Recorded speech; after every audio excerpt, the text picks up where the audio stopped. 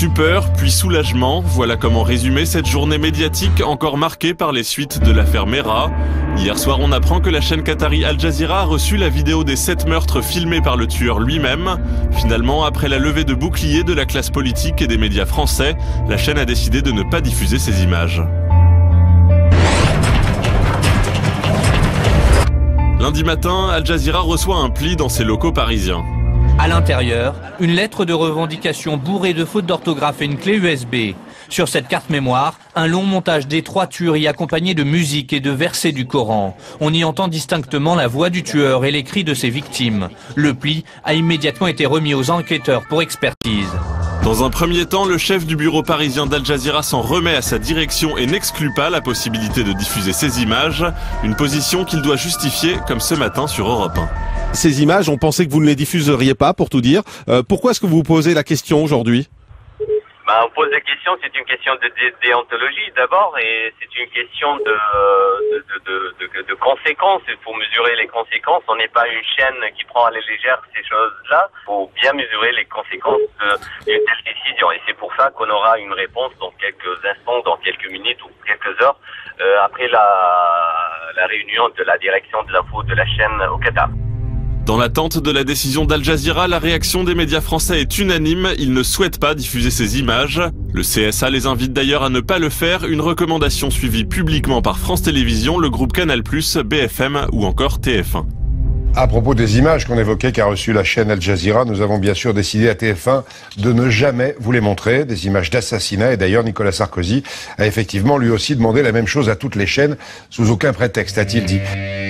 En effet, même son de cloche chez les politiques, tous unis autour du même avis. Nicolas Sarkozy, Alain Juppé et François Hollande se sont tour à tour exprimés. Choqués par cette nouvelle, certains membres de familles de victimes ont également demandé à ce que les images ne soient pas montrées. S'il vous plaît, qu'ils soient ça interdit, parce que c'est pas normal. C'est pas des journalistes qui font ça, c'est des sensationnels qui font ça, c'est pour montrer l'image comme ça par le plaisir. C'est pas un plaisir, madame, vous savez, je souffre. Finalement, vers 14h, après une réunion à Doha, Al Jazeera annonce par communiqué sa décision de ne pas diffuser ces images. Conformément à son code d'éthique et compte tenu du fait que les vidéos n'ajoutent aucune information qui n'est pas déjà du domaine public, Al Jazeera ne diffusera pas leur contenu. Et selon vous, c'était l'unique décision à prendre? C'est des images qui ont été filmées par un fou, donc c'est des images folles, donc faut pas ça peut être très dangereux de les diffuser, quoi. À un moment donné, il faut respecter des limites, ne serait-ce que pour la famille des victimes qui a quand même souffert. Et donc je pense que c'est pas bien de voir tout diffuser. Ça peut heurter la sensibilité des gens, beaucoup de gens même, je crois, des gens âgés, des gens de tout âge. C'est du voyeurisme maintenant, je trouve. C'est du voyeurisme. C'est horrible. Je pense que ça doit se passer maintenant entre les autorités, la personne concernée qui a envoyé, qui doit être un complice de cet assassin, mais pas aux yeux du public, quoi. En effet, c'est l'information que cette vidéo a indirectement permis d'établir. Selon la police, Mohamed Merah n'a pas pu poster lui-même ce colis. Un complice l'aurait fait pour lui. La lettre a pu être postée n'importe où dans la région avant d'arriver ici. Le cachet de la poste indique qu'elle a été tamponnée mercredi matin. Là, Mohamed Merah était encerclé par les hommes du raid. Il aurait pu la poster mardi soir, mais à ce moment, des policiers surveillaient déjà son domicile discrètement et ne l'ont pas vu sortir. Les images ont donc été transmises à la police pour son enquête. À moins d'une fuite sur Internet, elles ne seront pas rendues publiques.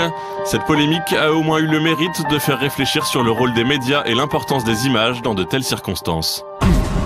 Voilà, reste à savoir maintenant si ces images resteront confidentielles ou si elles seront diffusées sur Internet, parce que c'est vrai que la loi est plus floue sur Internet et on sait qu'il peut se passer un peu tout et n'importe quoi. En tout cas, sur le site jean-marc-morandini.com, on a annoncé ce matin qu'on avait décidé de toute façon, quoi qu'il arrive, de ne pas les diffuser, y compris si elles fuitent sur Internet dans les prochaines heures.